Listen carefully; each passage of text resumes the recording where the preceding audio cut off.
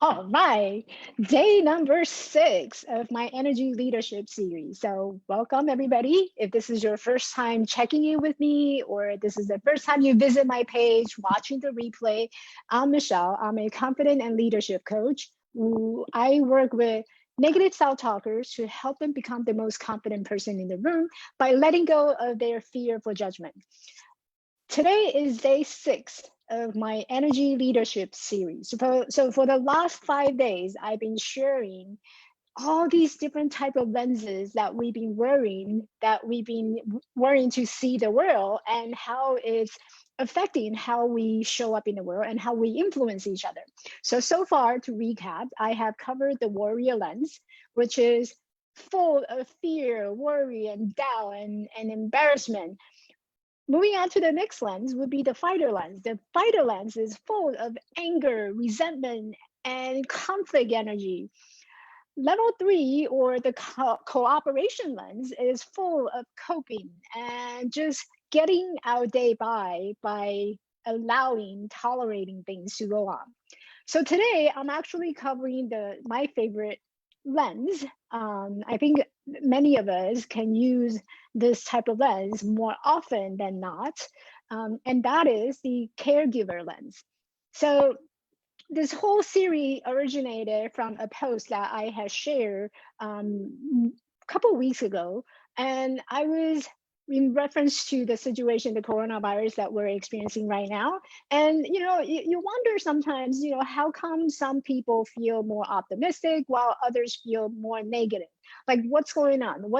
And that brought me to start thinking about, well, maybe I can share this concept for you so that you can actually have the tool that you need at home to choose which option, which filter, which lens that you want to wear in looking at the situation that's happening to you and also happening around you. So far, today's number 6, and today's topic is on the caregiver lens, which is the next level above the cooperation lens that I shared yesterday. So this is my favorite lens, and the caregiver lens is really about loving and caring. I mean, I don't know if you guys have read this book. It's a children's book. It's called The Giving Tree. So The Giving Tree is, I have that book, and I love that book because this book is about, there's this tree, and she's very giving and very loving in so many different ways. And there's this little boy who would, when he was little, he would come and play with the tree and sit by the tree. And the tree really enjoyed having this little boy hanging around with her, and she was really caring and loving. And as the boy started to grow up, the boy wanted something more. He wants friends to play with. And ultimately, what happened was, at the end of the story, and I highly suggest, if you haven't read that book, it's a children's book. It's a great book to share with your kids because it's a great book to demonstrate the love and compassion that we all need. And so at the end of the book, the boy came to the tree where he grew up with. That's where the tree had provided shade, and the boy was really connected to the tree. And ultimately, the boy had asked the tree for something, and the tree was a very giving tree. So the tree obliged to the boy's request, and I will leave the ending for you so that you can find out for yourself what happened to that giving tree. But I would highly recommend that book because it's so level. It's a perfect example of what this caregiver lens would do for you. So the caregiver lens, it's the next level, the higher level. If you think about, Michelle, you have so much energy. Well, this is the step number 1 to get to that high level of energy. It's moderate anabolic. And just to recap, the word anabolic means, if you like to think of it as a positive energy, you can always think of a positive energy. Anabolic energy is something that will build you, that's very constructive, that's very productive. So anabolic energy, you can associate it with more positive energy. It's also a lens. The caregiver lens is a lens that we wear, that we have concern for others. So when we see someone who needs a helping hand, we're practicing our caregiver lens. we're more giving, we're supportive, and we're helping others because we're wearing this caregiver lens. When we see someone, we have that compassion of caring for that someone. Some of the internal messages that you may hear and associate it with this caregiver lens would be something like, I need to fix this. Something is broken and I need to fix it. So there's a sense of responsibility to fix things when you wear these caregiver lens. Some other internal message would be, I'm sorry for, to make them upset. I feel really, sorry for making people upset because I shouldn't be making people upset. So caregiver lens would also put people into very concern for other. I don't want you to worry. I don't want you to feel bad. I don't want you to feel, sorry. And it's coming out of that love and compassion. The other internal message could be, I rather give than receive. And I think that's the morale for many people. I rather give than receive. We all familiar with that, right? Love and compassion. Behavior, how might this caregiver lens show up in terms of our behavior? Our behavior could be something like caring and knowing that I will be liked, I would be fitting to the society, I would be accepted to my group, I would be accepted because I'm all about giving and caring for others. And perhaps, in society, we do want to share that and be providing and caring for others so that we can be accepted and included. Other action may show up is it's easier to work with, and people we know that around us who have a lot of love and compassion, they're very easy to work with, and they're usually very trustworthy because you can count on them in helping out and hearing your problems and be there for you. So those are the behavior that may show up if you're wearing these caregiver lens. How might this? How did this? Oh, that's a typo. How might this caregiver lens show up for me? How has it show up for me before? So when I was in my victim mentality, when I was thinking that the car accident only happened to me, of course it has to be me. It was all about my ego, me. I wasn't able to tap into this caregiver lens. I wasn't able to see it as a bigger picture. After that transformation, after that journey, coming down from Machu Picchu and conquer all that, I realized that I had something, that I can share and help people who's going through the same journey to have an understanding of what they're going through, and I can help them. I can share my experience with them. I can help them, and so that was my caregiver lens I decided to put on. I wanted to use my skill to help others who may experience the same problem or same issue. The other thing I did was I put on my caregiver lens and I went and volunteered aboard.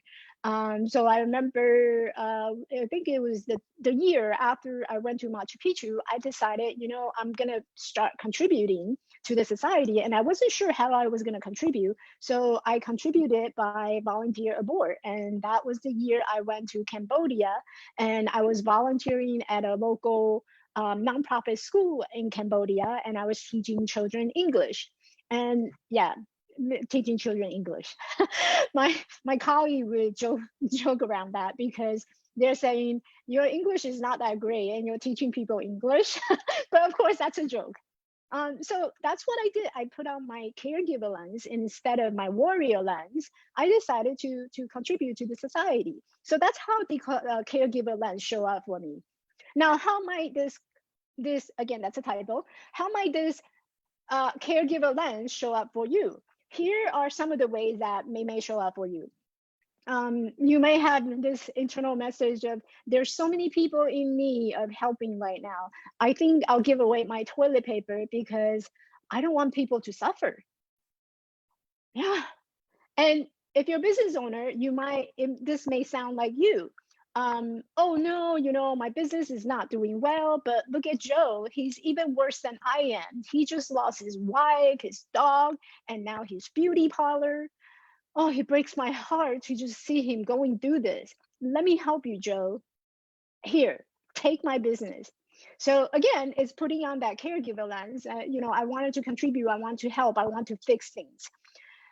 Lastly, as a caregiver, I often think of mom. I think mom is a perfect example of having these caregiver lens. If you were to think back when how your mom talked to you, it may sound like this. I have so much things going around in my house, but that's okay. I just want my kids to be happy. I want them to have the best opportunity that they can get, even if it means that I have to work two jobs. It sounds like mom, or it sounds like someone that taking care of you, who cares about you, right? They're all about giving and loving. There's a problem. Well, there's a disadvantage when you have a lot of caregiving mindset. When you're all about giving, giving, giving, what happens is, if you don't set up a healthy boundary for yourself, then you might feel drained.